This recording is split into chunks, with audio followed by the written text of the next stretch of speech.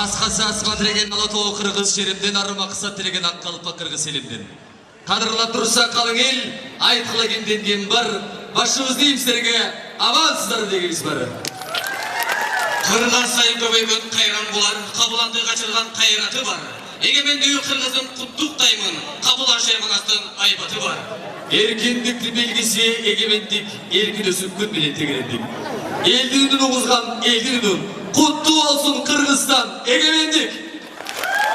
Желбіреген қызыл түс байрағы бар. Қолынсызда жетшілі айға болар. Орусияның мекенінде жүрген Қырғыз, құтты болсын егеменділік майрамығар.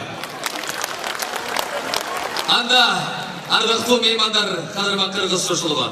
Бүгінгі күндің, жақшылықтың, салтанаты кешенісінде ашық жырлап қоюға ұрықса келіңіздер.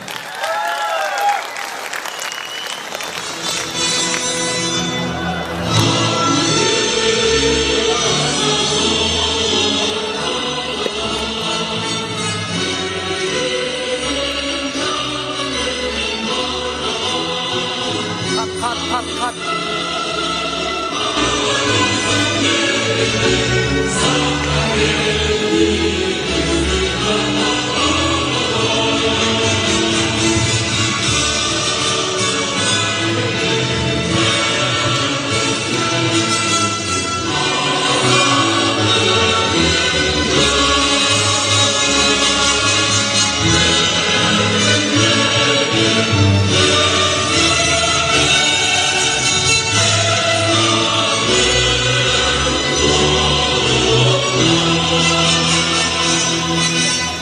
Рахмат, урматтуу меймандар отурбай турайлы, келиңиздерден сударабыз.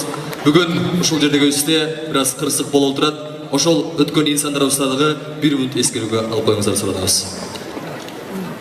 Албетте бүгүнкү кечебизде, салтанаттуу кечебизде куттуктоо үчүн кадырлуу инсандар келип отурат. Кезек берүүгө уруксат этиңиздер, кол чаап койсоңуздар деп турабыз. Ар кандай жагдайларды баштан өткөрөт.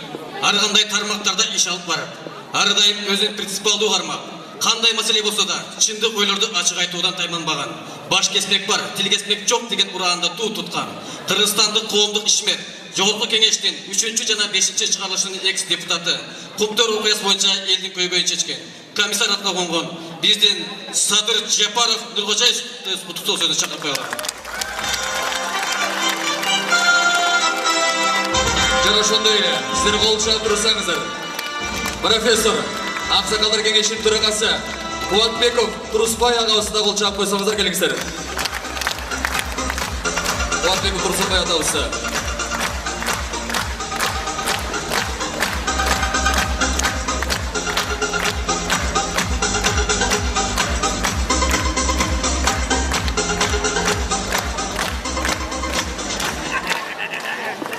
Саламатсыздарбы, урматтуу мекендештер. Куттуктоо сөз айтардан мурда бүгүнкү кырсыкта каза болгон 17 биздин кыргызстандык боордошторубузду жана ошондой эле бүгүн ушу Бишкек Кыргызстаныбызда дагы 9 киши ушу автокырсыктан өтүп кеткен экен.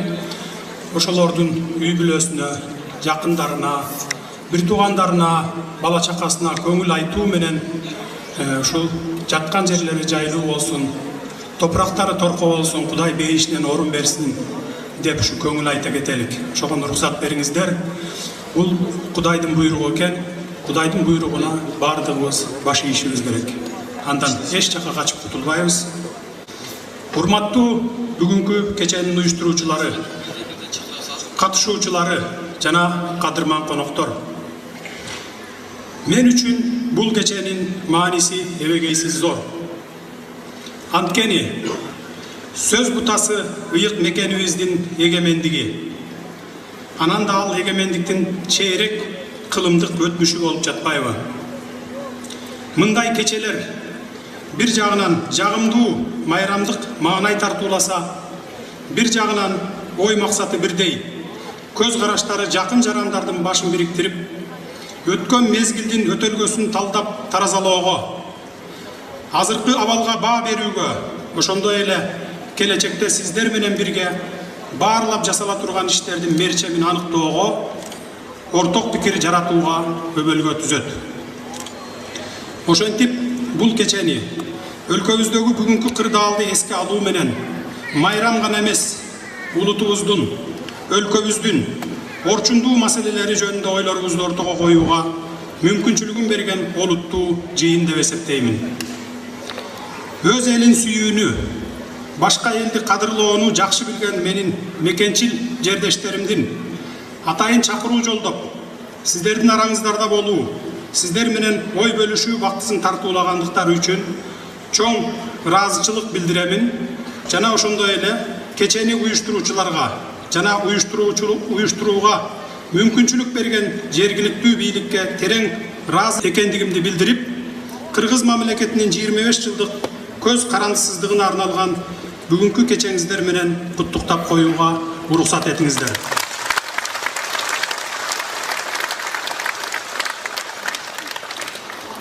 Кыргыз эли тарыхтын татаал жолун басып өткөн.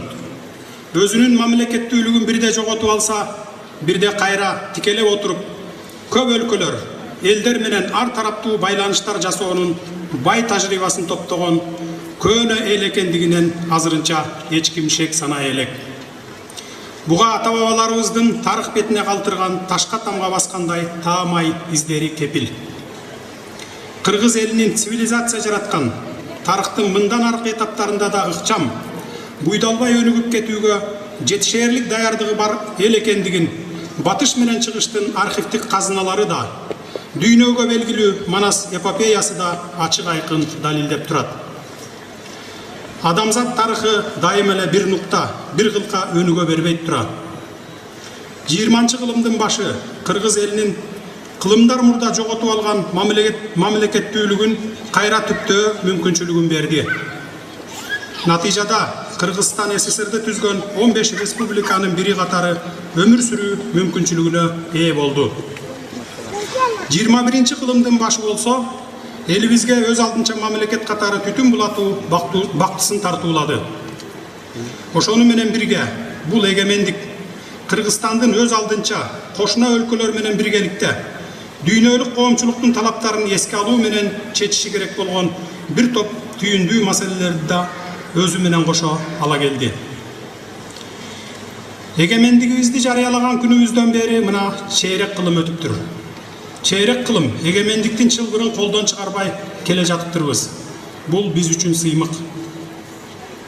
Бирок өлкөбүздүн коомдук турмушунун дээрлик бардык тармактарында алда качан чечилип бүтүшү керек болгон маселелердин ушул күнгө чейин сакталып, ал турсун күн өткөн сайын андан бетер татаалдашып бара жаткандыгы жүрөк өйтпөй койбойт. Өндүрүш, маданият, коопсуздук, билим берүү, илим изилдөө жана саламаттыкты сактоо маселелери алда качан туура жолго коюлушу керек эле. Калкынын саны 6 миллионго эми гана толгон өлкө үчүн бул анчалык деле кыйын иш эмес эле. Азыркы кезде дагы деле өлкөбүз өнүгүүнүн даңгыр жолуна ыкчам түшө албай жатат.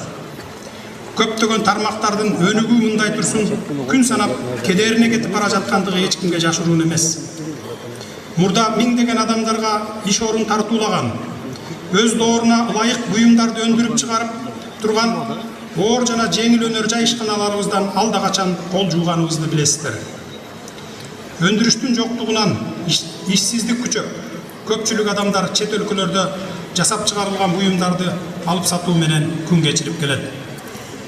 Анан да колунан иш келген жаштарыбыз башка өлкөлөргө барып эмгектенүү жолун тандап алышып, дүйнөнүн көп өлкөлөрүнө таркап кетишти. Мына бүгүн Орусия мамлекетинде 2 миллион кыргыз жараны иштеп жана жашап жатат. Алардын баарын кучагына батырып, ар бирин иш орун менен камсыз кылган Орус элине сиздердин жана өзүмдүн атымдан терең ыраазычылык билдирмекчимин.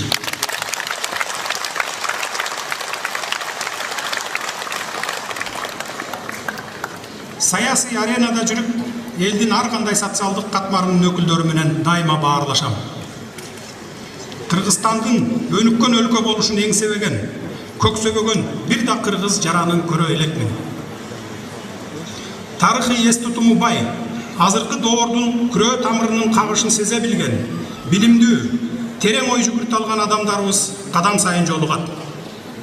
Табият жагынан ала турган болсок, Кыргызстандын агып жаткан суусу, жүрүп турган шамалы, тийип турган күнү, көк тиреген мөңгүлүү тоолору, жер алдындагы кен байлыктары жана жер үстүндөгү кооздугу эле кыргыз улутуна берилген зор белек эмеспи?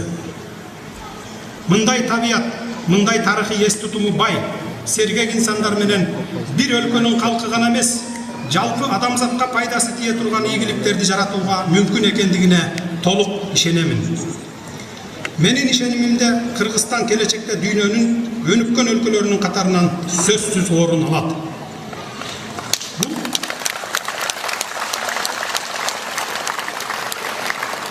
Бул ишти 21-кылымдын жаштары менен, мына сиздер менен бирге сөзсүз ишке ашырабыз. Андай өлкө болуш үчүн бардык объективдүү жана субъективдүү шарттардын баары бар. Бир гана уюштуруу иштери жетишпейт. Уюштуруу жана мамлекеттик түзүлүштүн механизмдерин туура, адилет иштетүү жагына дайыма аксап келет. Уюштуруу, жетектөө иштериндеги кемчиликтер жоюла турган болсо, коомду алсыратып бараткан Ак үйдүн 7-кабатына чейин жетип тамырлап алган коррупцияга да акырындап өзүнөн өзү бөгөт коюлмак. Калктын бардык социалдык катмарларына сиңип бара жаткан трайбализмдин чыныгы жүзү көрүнмөк. Өлкөдө адилеттүүлүк, адамдардын укугун урматтоо, алыскы жана жакынкы кошуналар менен эл аралык нормаларга ылайык алакалашуу өкүм сүрмөк. Шайлоолор өз убагында административдик кийлигишүүсүз ачык өткөрүлүп, өлкө чыныгы демократиялык өнүгүүнүн жолуна түшмөк. Урматтуу мекендештерим, куттуктоо сөзүн сүйлөө мүмкүнчүлүгүн пайдаланып, өлкөбүздүн көйгөйлүү маселелерин дүңүнөн болсо да белгилеп өтүүнү туура көрдүм. Өлкөбүздүн тагдыры үчүн баарыбыз жоопкербиз. Өлкөбүздү өнүктүрүү, аны бүгүнкү абалдан алып чыгуу жагын ар бир жаран дайыма кайда жүрбөсүн терең ойлонушу керек деп эсептеймин. Жана ар бирибиз салымыбызды кошушубуз керек. Биргелешип,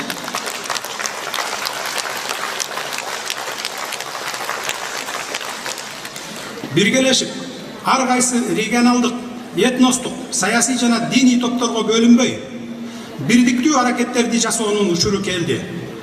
Келмек турсун, өтүп да баратабы дейм.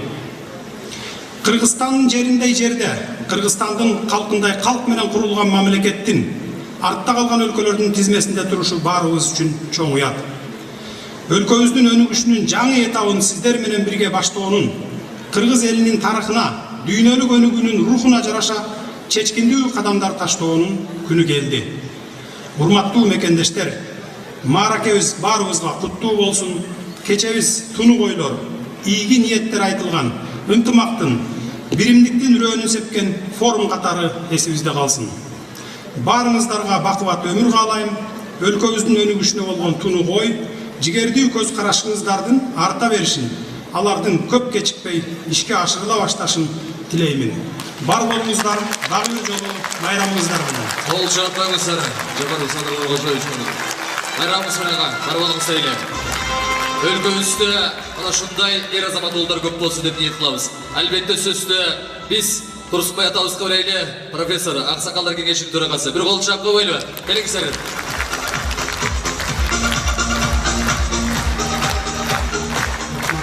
Жаман айтпай жакшы жок деркен, бүгүн кокусунан эртең менен кырсык болуп, саат 8 чамасында бул уже быйылкы жылдын эсебинен экинчи жолу ушундай чоң кокустук болуп атат. Өткөндө эле январдын аягында дагы ушундай өрт чыгып, 12 жараныбызды жоготуп алганбыз.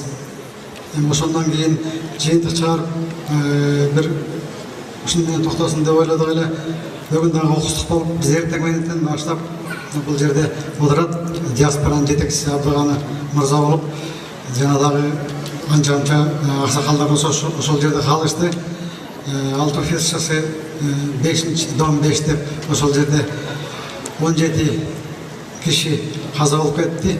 Анын ичинен 15-и биздин Кыргызстандын жарандары экен.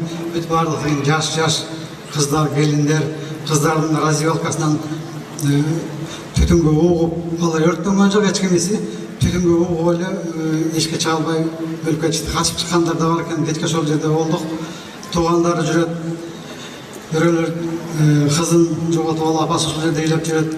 Анан баягы опознание бүткөн чөктү бизди ошол жерде элдер жөнөтүшкөн эле. Колуңардан келсе барып бүгүнкү болуп турган концертти токтоткула. Биякта манча кишибиз өлүп атса, силер акта мындай бир майрам уюштуруп атасыңар деп. Бирок эми бул майрамды мурдатан даярданып алгандан кийин келип токтоткула деп айтканга биздин ухуубузга келбейт. Араңарда кээ ооп келди аны, кээ укпай келдиңиздер. Бирок ошондой болсо дагы эсиңиздерде болсун. Бүгүнкү майрам жакшы өтсүн. Бирок канчалык шаңдуу болсо дагы бүгүнкү биздин өтүп кеткен жарандарыбыз эсиңиздерде болсун. Анан эми мен Кыргызстандан жаңы эле келдим. Алар дагы эле ошо 25 жылдык майрамга даярданып атышат. Колдорунан келишинче кемчиликтери бар, жетишкендиктери бар. Бирок мынау ушунча эл сыртта жүрүшөт. Жана Садыр мырза айтып 2 миллиондай кыргыз деп. Ошол эл ал жанагы именно шайлоого жашы келген ушул жерде Кыргызстанга тапкан акчасын жөнөтүп аткан жаштагы эл. Бул кичинекей балдар эмес, пенсионерлер эмес. Именно Кыргызстандын бюджетин түзүп аткан элдер. Анан ошо майрам жакшы өтсүн, элибизге тынччылык болсун. Майрамды өткөргөндөн кийин эртең шартаңар келсе, саат 12-де ошол метро Владыкинада Алтуфьев шоссеге 5-домго барып гүл коюп кетсеңиздер болот. Эми сөзсүз эле бир убакта бардыгыбыз эмес, бирок ар ким өзүнүн шарты келсе барып кыргыздын намысын колдоп, биримдик экенибизди билдирип ошол жерге барып кетиңиздер. Анан Садыр мырза рахмат, келип мына элдин алдында өзүңүздүн патриоттук милдетиңизди аткарып чыгып ойлогон ойду айтып атасыз. Анан эми шайлоо жакындап калды да. Биз дайым эле айтабыз, шайлоо жакындаганда эле келип эл менен жолугушпай, мындай күндөрдө дагы келип колдон келишинче элди духун көтөрүп, бул жакта иштеп аткан элдерди тигил жака чакырып, шартын түзүүгө жардам берсеңиздер. Рахмат майрамыңыздар менен.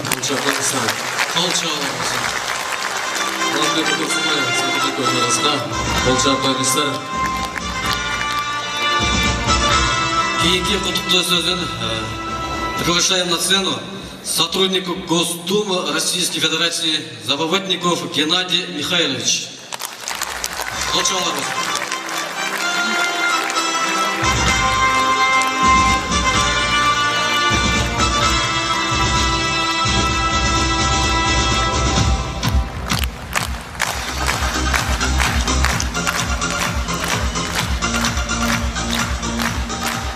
rahmat.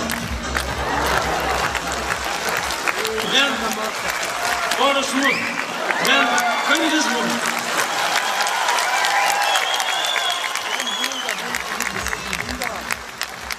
Дорогие мои земляки, сегодня и пасмурный день, который состоялся рано утром, и праздник. Ну так случилось вот в жизни.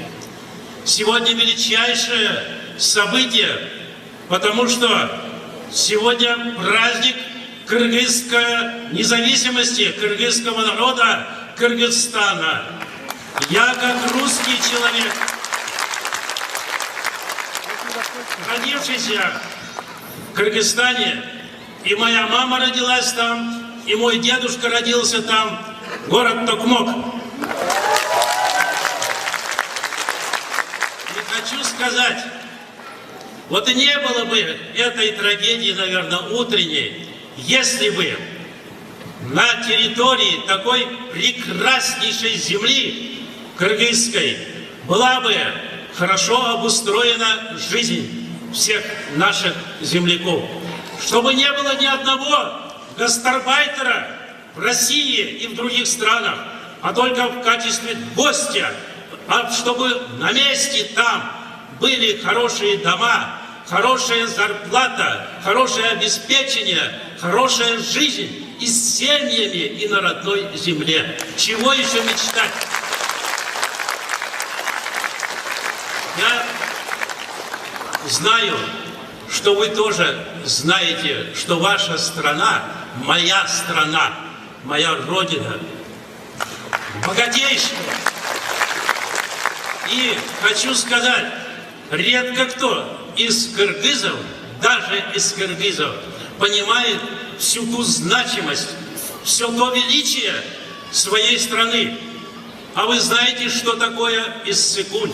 Вы знаете, наверное, что это мировое достижение природы. Нет другого озера в мире, нет таких здравниц, с которыми вы могли соперничать. Но вы наверняка, наверное, должны знать, что такое Нарынский каскад, что такое Акталы, что такое Сусамырская долина, а что такое Кунгей-Лато, Терскей-Лато и так далее. А Сарычелек, а Арсланбок, а Сонкуль, а где в Орловском ущелье? Орловское ущелье, то там на высоте 4,5 тысячи метров над уровнем моря, там озеро Джашалкуль. Это удивительнейшее озеро, которому был проложен серьезный 652-й туристический маршрут в советское время. Забыли? И говорят, вот Швейцария. Я был в Швейцарии, но я знаю ущелье, я знаю Ананьевское, Григорьевские ущелья, я знаю Сусамырскую долину, я знаю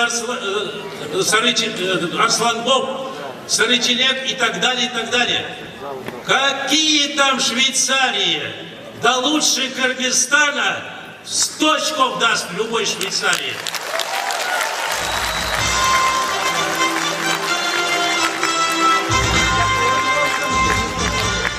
И хочу сказать, те богатства, которые хранятся сегодня в этой стране, она может быть, вот если представить себе, оградить ее, вот просто стену поставить вокруг Кыргызстана, то ему достаточно, вот так достаточно жить блестяще, прекрасно и богато, потому что у нее кладовых природных и золото, и сурьма, и все, что есть, и уран, и есть различные и алмазы, и нефть, и газ, и так далее, и так далее. Просто хочу, мечтаю, чтобы наконец-то в Кыргызстане разумное правительство, разумные люди пришли к власти и вот этим богатством распорядились как истинные патриоты своей страны.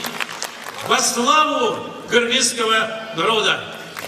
Мен орусмун, мен кыргызмын.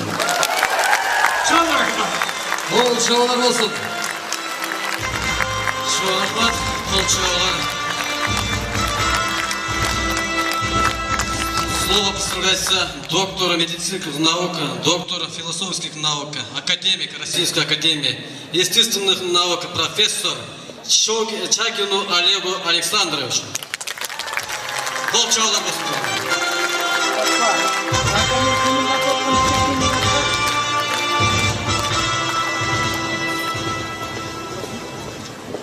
Я хочу искренние соболезнования тому событию, которое произошло сегодня утром.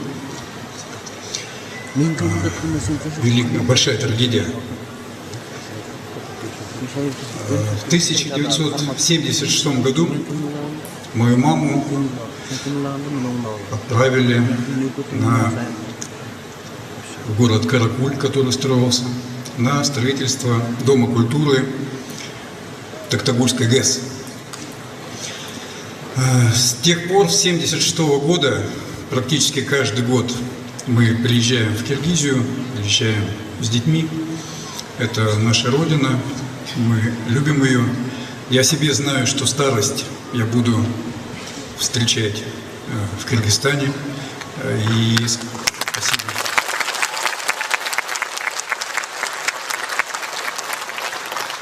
И так как любой человек, я забочусь о своей старости, я очень заинтересован в будущем Кыргызстана. в будущей власти Кыргызстана, которая сможет взять, как вот передо мной оратор выступал, всю силу природы и направить эту силу природы на благо киргизского народа. Надеюсь, что выбор, который будет в этом году, он будет истинно народным, правильным и в правильном направлении. А что нас объединяет, русских и киргизов? Нас объединяет одно. Нас объединяют наши дети и нас объединяет наше совместное будущее. Спасибо. Мне поручили передать слова приветствия наш русский генерал Ивашов, который родился в Киргизии, которого все мы называем здесь кыргызом. К сожалению, он не смог подъехать, потому что в командировке. И мне повезло, что в моей жизни через меня сошлись два генерала. Это генерал Ивашов и генерал Иманкулов. Это не агитация президентская. Просто я говорю, что в моей жизни сошлись два генерала. И пусть этот символ двух генералов, киргиза и русского, заинтересованного в развитии и в процветании Киргизии, всем и от того, и от другого большой привет и вера в то, что будущее, повторяю уже за троих генералов, будущее нас всех – это наши дети и наше общее будущее в единой стране. Спасибо. Ардактуу меймандар, дагы эле болсо биз ушул жерде ардактуу аксакалдарыбыз отурат. Бамаская университетинин доценти, аксакалдар кеңешинин мүчөсү, Ак жол Мачат атабызды, жана ошондой эле аксакалдар кеңешинин мүчөсү Шабилов Эртабул атабызды кол чаап койсоңуздар келиңиздер. Эгемендүүлүк байрамыңыздар менен куту болсун деп кол чабуулар болсун келиңиздер.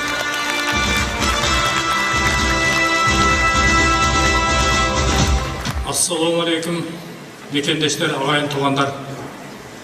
Албетте бүгінгі майрандық маңай біраз маңайымызды пасайтып тұрады. Себебі ерте менен күн болған оқия, қырсық. Елімізді айтып қояды, жақшылық менен жамандық тезгіндештейді, қырсық қашқабақтың ортасында дейді. Бұл жерде отырған әрбір оққан қырғыздың жүрегі қандай айтсам сайғылашып, içimizden мұң тартып тұрған кез.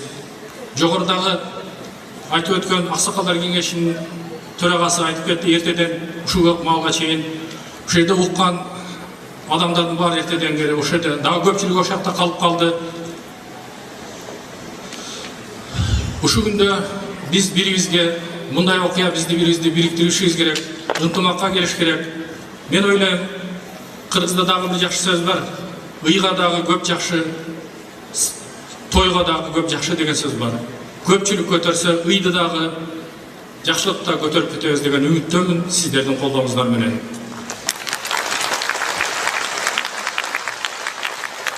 Албетте, сөзіміз, маңайымыз шаңды шықпай тұрған ақпалда тұрамыз. Бірақ ошонсе дағы жақшы жаманды бір тізгінді қатарлашы қармап кеткенге еркебіз дағы, құдіретіміз дағы жетеді деп ойлаймын. Бұл тұрмыштың бізге, елімізге салған сыноусы, ошол сыноулардан жакшыраак өтүп кетебиз деген ойдомун. Эми эң негизги маселе бу жерде миграция маселеси болуп турат. Миграция деген эмне? Бул жаңыдан пайда болгон түшүнүк эмес. Илгертен эле келаткан нерсе. Бирок акыркы заманга жараша миграция дүйнө жүзүнө таратып кеткен маселелердин бири. Ошол эле учурда миграция болгондо ар бир элдин жарандары каяка барсам, каяка барып окат кылсам, каяктан акырын иш табат экем деген ойго келет.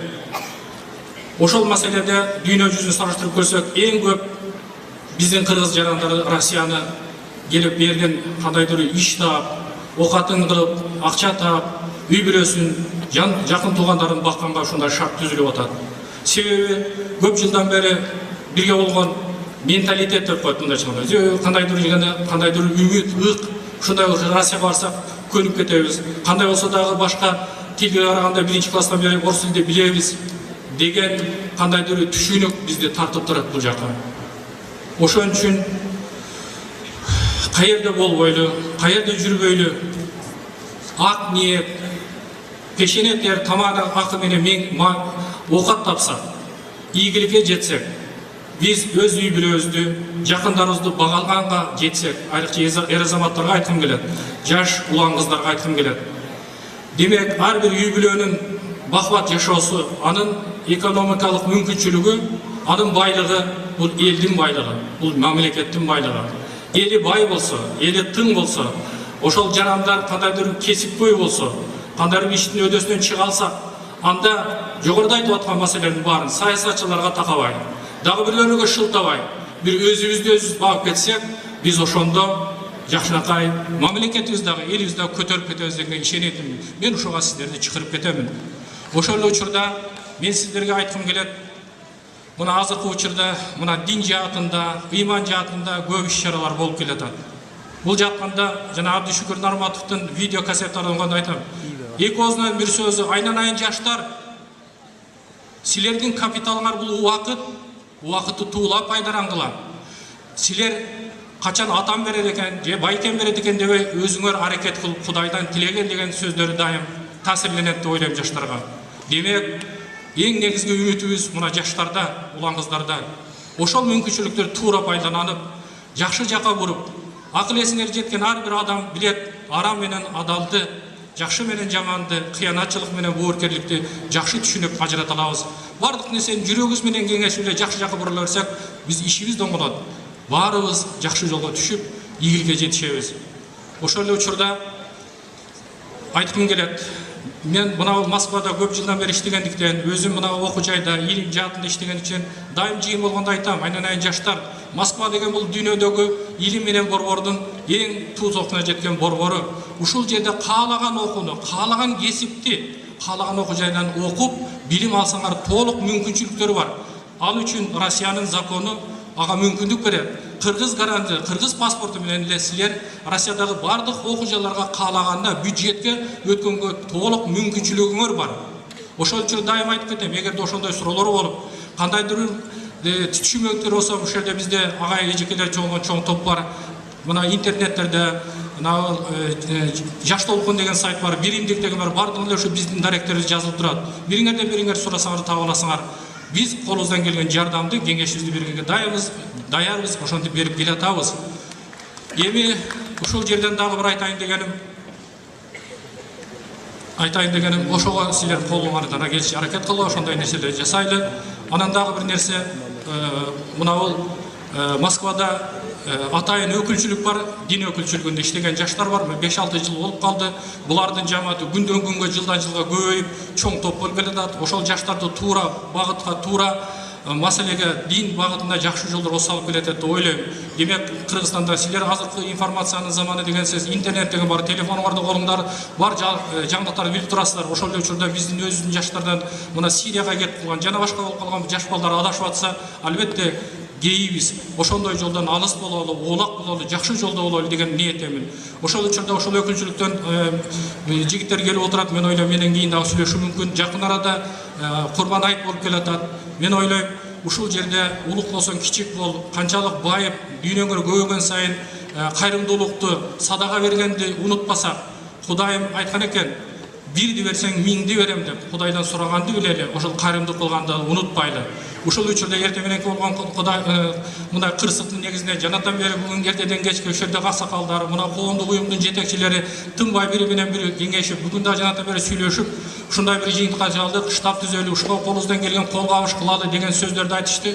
Ошол штабка ар кандай сунуштар болуп, аксакалдар кеңеши ушундай жыйынтык чыгарды, ошол штабты бизге жетектеп берсин деп сунуш киргиздик. Анын бири ушул жердеги коомдук уюмдун жетекчиси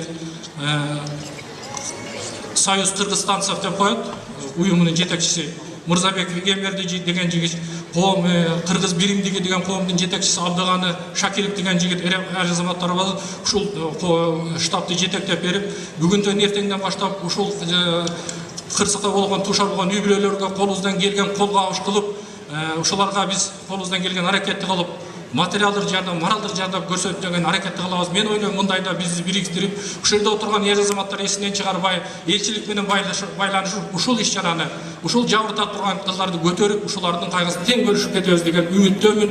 Дагы ушуга чакырып кетем. Кудай дагы айтам, бириңерге ошончо эле Курбан айт деген рахмат силерге. Ошон үчүн жакында Курбан айт болуп келет. Курбан айтка өзүңүздөр билесиз, Кудайдан болгон бул парз.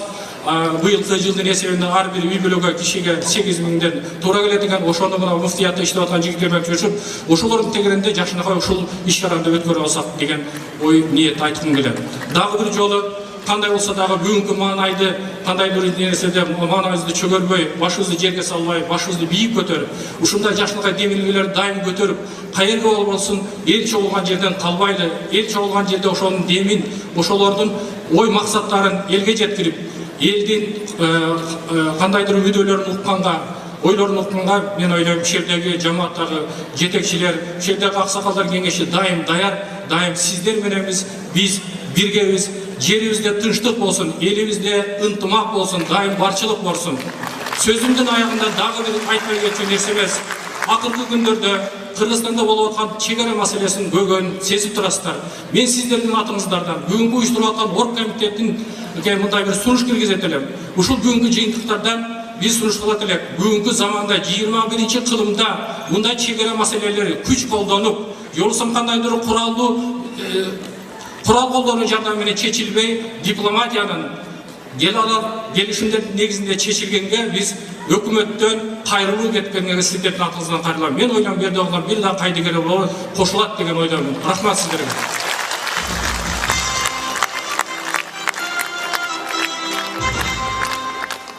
Урматтуу туугандар, биринчи иретте мен бүгүн ушул Кыргызстандын эгемендүүлүгүнүн 25 жылдыгын уюштуруп жаткан, уюштуруп чуркап, бир ай, 2 айдан бери чуркап жүргөн кыздарга, балдарга жалпы сиздердин атыңыздардан чоң ыраазычылыгымды билдирем. Экинчиден, ушул жигитибиз, энибиз Садырга дагы жакшы ийгиликтерди каалайм силердин атыңыздардан. Бул 25 жылдык Москвада ушундай өтүшү, бул кыргыздар үчүн, биз үчүн абдан сыймык. 50 жылдык болот, 100 жылдык болот. Кыргыз аман болсо 1000 жылдык, 3000, 4000 деген жылдыктар болот. Ошондой жылдыктарды мына Кыргызстан өткөрүп келген. Оштун 3000 жылдыгын, Марастын 1000 жылдыгын, Кыргыз мамлекеттүүлүгүнүн 2500 жылдыгын өткөрүп келген. Кудай буйруса Кыргыз түпкүлүктүү журт мындай 25 жылдык көп болот мындан кийин. Эми жанагы кырсык, эми бул кырсык Кудайдын иши экен. Мен ошолорго сиздер менен кошо кайгырып, анан аксакал катары бир сөз айтып берип атат. Биздин 18 жаштан 35 жашка чейинки жаштарыбыз, кыздарыбыз, балдарыбыз Москвада, башка Россияда жүрүшөт. Мен аксакал катары каалабаймын ушул балдардын келип жер шыпырып, кол жууп жүргөнүн 5 жылдан, 10 жылдан кийин ушул жерде ошондой жаман иштерди кылып жүрүшүн эч качан каалабайм. Силер да каалабайсыздар. Ошон үчүн Капкан туура айтып өттү. Ушу Москвада жүргөндө сөзсүз түрдө кесип үйрөнгүлө балдар, кыздар, билим алгыла. Эч кайсы тарыхта, мамлекетте сабатсыз элден өнүккөн мамлекет курулган эмес. Сиздер барып курасыздар, илимди, билимди ушул жерден бардык кесипти үйрөнүп барып турган Кыргызстанды оңдойсуңар. Бир мезгилде Түркияда Ататүрктүн мезгилинде түрктөрдүн бардыгы Европага таркап кетип, бүтүндөй кесиптерди үйрөнүп, билимди алып барып анан Туркияны өнүктүргөн. Азыр Европадагы мусулман мамлекеттердин ичинде эң өнүккөн мамлекеттердин бири болот. Ошон үчүн мен кааларым жаштарга жүрө бербей, жанагындай жаман иштерди мен көргүм келбейт көчөдө ошо кыздар, балдардын жаман иш иштеп жүргөнүн. Сиздер да каалабайсыздар аны. Ошон үчүн билим алыңыздар, адистикти алдыңыздар, эч кандай монтер деген ушуга окшогон кесиптерди алып, Кыргызстанга барып, Кыргызстанды оңдоого жардам бериңиздер. Анан жанагы кырсык мен да кошулам. Эртең ушул мүмкүн болушунча туугандар барыңыздар, барып ошол жерге гүл коюп, эскерип коелу. Анан жардам болсо жардам берели. Ошон үчүн биз кыргызбыз. Ынтымакчылык ушундай жерде жаралат, көпчүлүктүн эмеси менен. Сөзүмдүн акырында дагы ушул жигитибиз Садырга ийгилик. Ушундай жаштар келсе мамлекетке жетекчи болуп, анан мамлекетибиз оңолот. Рахмат. Кол чабуулар болсун. Аксакалдар кеңешинин төрагалары Мүчөлөрүнө кол чаап коюңуздар.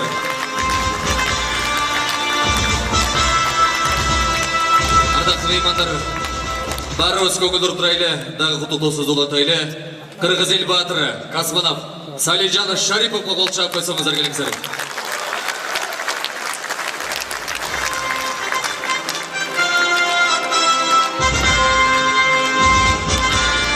Кол чабайлы, Кыргыздын Сеймага. Жаңа ошол эле Кыргызстанды бүткүл дүйнөгө таанытқан биздин бокстун чебери Алмазбек Райымкулов агайга чыгып койду. Кол чаап коюңуздар, Алмазбек Райымкулов. Кыргыз баатырлары.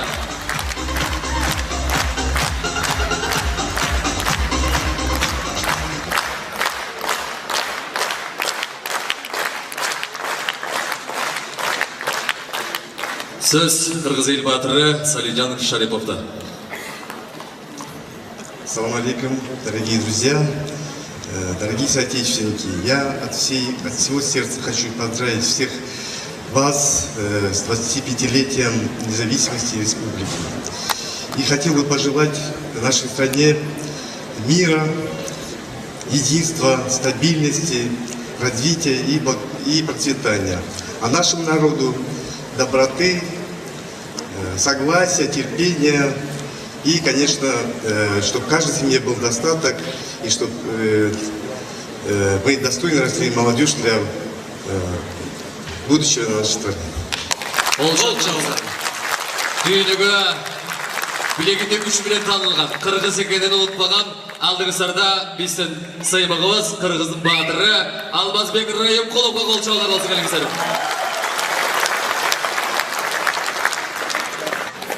Ассаламу алейкум, жердештер, жана эли журтум. Келе жаткан ушул 31-чи эгемендүүлүк 25 жылдыгына жакшы мындай майрам кечи менен тосуп атабыз. Келечекте ушундай жакшы күндөр боло берсин. Анан аябай кубанычтамын. Бир жактан бардык айткан эле өзүм дагы бир-эки жаңылыктардан көргөн бүгүнкү бир аз кырсыктарды аябай өкүнүчтөмүн. Сөздү кыска эле кылайын. Барыңарды жакшы маанайыңар менен ыйманга жана достук, беримдик, ынтымакка айтып кетерим. Өзгөчөсү жаштарыбызга жакшы үлгүлөрдү, жакшы келечектеги максаттарга жетишини тилектешмин. Уюштуруучуларга чоң рахмат. Ушул маекече. Кол чаап коюңуздар. Кыргыздын сыймыктарына. Чоң рахмат, урматтуу туугандар, урматтуу бүгүнкү мекендештер, жердештер. Анда эмесе кийинки биздин сөз кезеки калоо тилекке көңүл буруп коюңуздар. Ушул биздин эгемендүүлүк майрамына карата атайын Москва шаарында Кыргыз пираттар тобунун жетекчиси жана ошондой эле орун басарлары, мүчөлөрү сиздердин алдыңыздарга чакырып койгулу Акылбеков Канатбек, Нуржамал Макымбаева жана Маматкалык уулу Жумадел. Кол чабуулар болсун. Келиңиздер, кол чаап коюңуздар. Москва шаарында пираттар жаштар уюмунун мүчөлөрү. Кол чабуулар болсун. Бүгүнкү концертти уюштуруп жаткан топтун мүчөлөрү мынакей кол чаап коюңдар, шаңдыра. Шаңдыра кол чаап коюңдар туугандар. Азаматсыздар. Кыргыз кылым карыткан, кыргыз кылым жарыткан, эч ким аны өчүрө албай тарыткан деп өзүмдүн сөзүмдү баштап кетип турам.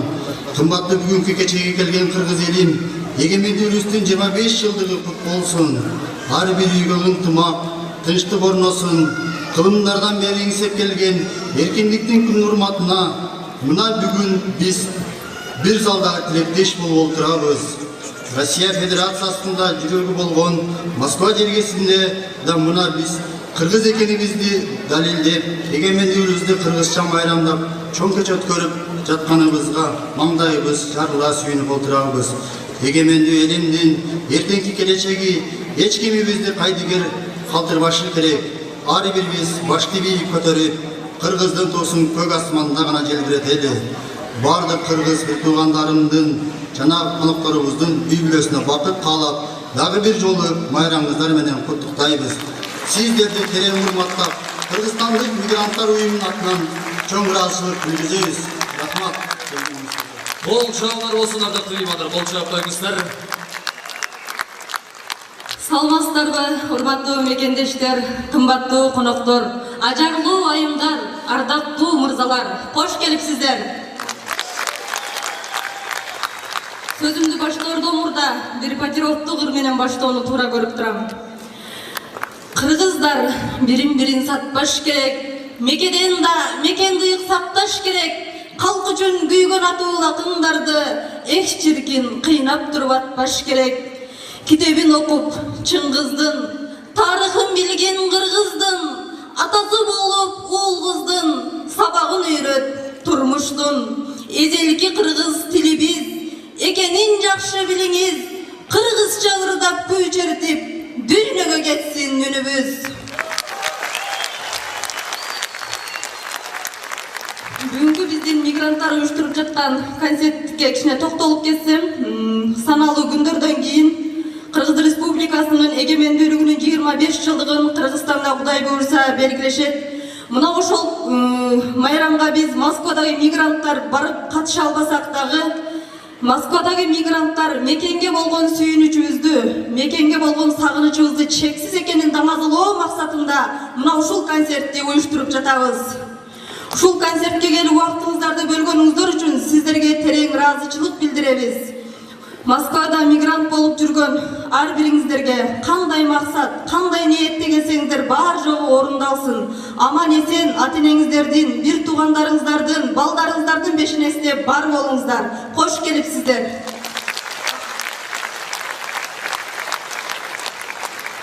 Ассаламу алейкум мекендештер. Кыргыз элим эгемендүүлүк 25 жылдык майрамыңыздар менен чын жүрөктөн куттуктайбыз. Biz Kırgız eli kılımdı karıtkan elbiz, dağı kılımlarga yaşay beremiz. Biz Moskvadagı mekençilder birigip, öz mamleketimizin geleceğine kaydıger karabay birigүүnü tuğra gördük. Hazır Kırgız elimde abdan ökünüşlü okuyalar bolup jatat. Biri bugünkü Moskva jüröktü ilakkan okuya. Kırgızstanda bizdin çabal başçılar koşuna өлкөлөр менен тең ата сүйлөшө албай, Kırgız eli bizdin kadırın getirip jatat. Kırgız elim oygonolu, keç kolup kalelikte oyunlanolu. Kırgızstanlık migrantlar uyumuna koşulunuzdan, mamleketimizin keleşegin birgelikte tüzölü. Sizlerdi tereң urmattap, migrantlar uyumu. Kol çabуулар болсун, ардактуу меймандар. Шабыл кол чаап коюңуздар. Бүгүнкү салтанаттуу кеченин уюштуруучуларына өзгөчө рахмат. Бериңиздер. Кол чаптырайды. Туғандар, Кыргыз болуп көрөлдүк, Кыргыз болуп ак бешикке бөлөндүк. Кыргыз болуп жаралгандан кийин Киргиз болбой, Кыргыз болуп өлөлүк мекендештер. Кол чабуулар болсун.